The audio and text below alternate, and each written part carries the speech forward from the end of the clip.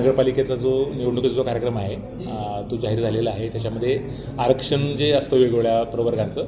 त्याच्यासाठी जो शेड्यूल आहे ते सुद्धा माननीय राज्य निवडणूक आयोगाने जाहीर केलेला आहे। याच्यामध्ये आपला जो त्यांनी एक सर्वांना युनिफॉर्म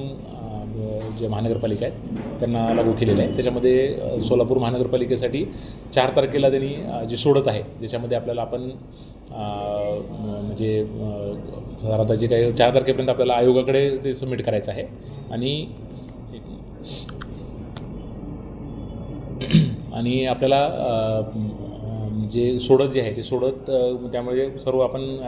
प्रॉपर प्रेस नोट देऊन सर्व जे राजकीय पक्षांचे प्रतिनिधी असतील सामान्य नागरिक असतील त्यांना जे आम्ही ते 2 दिवस साधारणतः 2 ते 3 दिवस अगोदर त्याची नोटीस देऊ आणि त्या तारखेला आधी त्याची सोडत जाहीर केली जाईल। ती सोडत कशा पद्धतीने केली जाईल ह्याचीसुद्धा पूर्ण आम्ही प्रेस नोट साधारणतः 2 दिवसात आम्ही सर्व नागरिकांना आणि आमच्या वेबसाईट पण अवेलेबल राहील प्रेस नोट म्हणून पण आम्ही इश्यू करू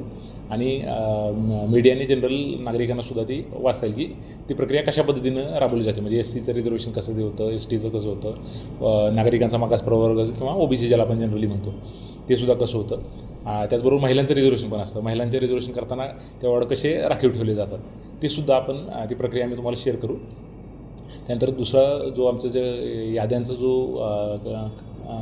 मतदार याद्या व्हेरिफिकेशनचं काम सुरू आहे त्याचे प्रारूप जी आम्ही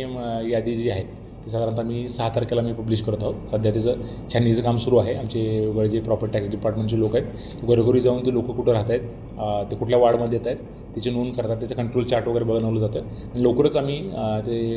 राजकीय पक्षांना लोकांना आम्ही सादर करू आणि त्याच्यानंतर मग ऑब्जेक्शनसाठी समजा ते आव्हान आपल्याला सर्व नागरिकांना आणि राजकीय पक्षांना राहील की कसं होतं की एकदा तो नागरिक जर कुठल्या चुकीच्या वार्डमध्ये दाखवला गेला असेल किंवा त्याचं नाव ते समजा वेगळ्या ठिकाणी दाखवलं गेलं असेल तर ते त्वरित आम्हाला कळवावं कारण नंतर एकदा परत समजा वेगळ्या ठिकाणी जर तिथं गेलं तर भविष्यात आपल्याला ते ट्रान्सफर करायला अडचण निर्माण होते आणि कदाचित तो आपल्या अधिकारापासून वंचित पण राहू शकतो। त्यामुळे जे यादी आम्ही जेव्हा शेअर करू तेव्हा जास्तीत जास्त लोकांनी आपला वार्ड कुठला येतो आम्ही त्याचे वार्डचे मॅप्ससुद्धा आम्ही त्यासोबत आम्ही पब्लिश करू ते कुठल्या वार्डमध्ये येतो ते योग्य त्या वार्डमध्ये आपलं नाव ते इन्क्लूड केलेलं दिसते का हे बघावं। जर काय असेल तर जवळजवळ 10-15 दिवसाचा वेळ आहे त्याच्यात ऑब्जेक्शन आम्हाला लेखी स्वरूपात सबमिट करावं करेक्शन करून आम्ही फायनली मग तो आम्ही जी मतदार यादी ती पब्लिश करू। सर मतदारांमध्ये संख्येमध्ये वाढ झाली नाही आपल्याकडं म्हणजे जे गेल्या साधारणतः 2017च्या लोकसंख्येच्या हिशोबानं साधारणतः आपल्याकडं विधानसभेला आणि लोकसभेला म्हणजे कारण काय झालं की आपल्या सोलापूर जिल्ह्यामध्ये आणि सोलापूर शहरामध्ये सुद्धा की जी बरेच मोठ्या प्रमाणावर जी युवक मतदारांची जी नोंदणी आहे ते वाढल्यामुळं साधारणतः 1-1.5 लाख जे मतदार आहेत ते साधारण 2017चं कारण वेळ पण जवळजवळ 8 ते 10 वर्ष झालेलं आहे तर साधारणतः जो 1-1.5 लाख मतदार जे आहेत मागचं जे इलेक्शन जे होतं 2017चं त्यापेक्षा साधारणतः 1-1.5 लाख मतदार जे आहेत ते आपल्या लोकसभे आणि विधानसभेला पण होते आणि साधारणतः ते